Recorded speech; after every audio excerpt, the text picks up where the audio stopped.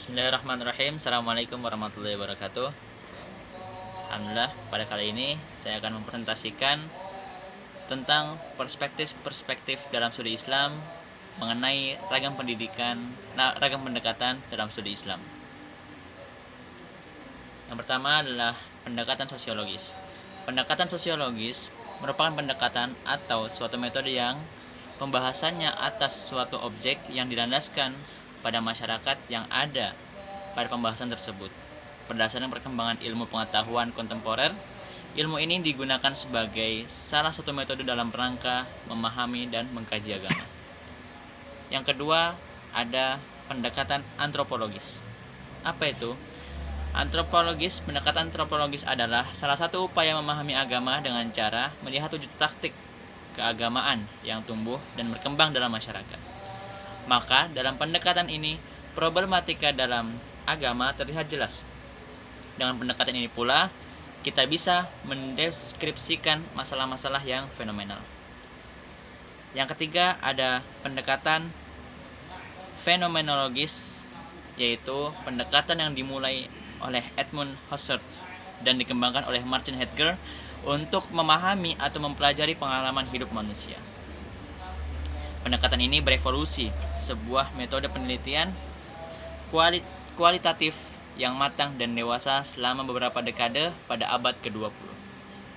Selanjutnya ada pendekatan psikologis. Apa itu? Pendekatan psikologis dapat didefinisikan sebagai asumsi-asumsi yang teoritis dan diyakini psikologi tertentu serta saling berhubungan menyangkut tentang pengajaran diri dan hakikat belajar dalam diri seseorang. Dalam ilmu psikologi, ada pendekatan-pendekatan khusus yang digunakan untuk dalam suatu belajar dalam bahasa. Lalu selanjutnya ada pendekatan mubadalah.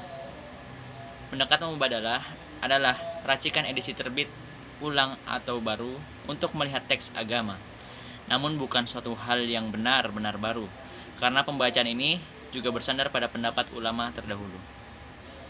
Lalu selanjutnya ada pendekatan historis. Apa itu? Pendekatan historis adalah meninjau suatu permasalahan dari sudut tinjauan sejarah dan menjawab permasalahan serta menganalisisnya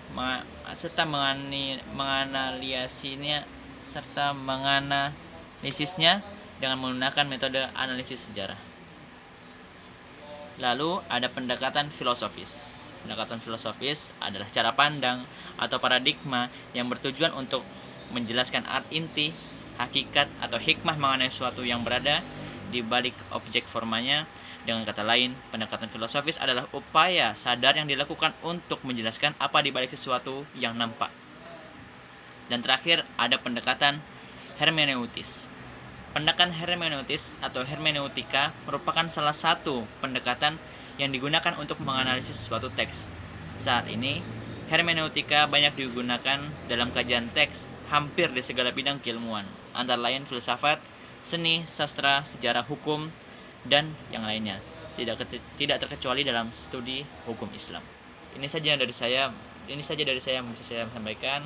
Semoga dapat bermanfaat bagi kita semua. Assalamualaikum warahmatullahi wabarakatuh.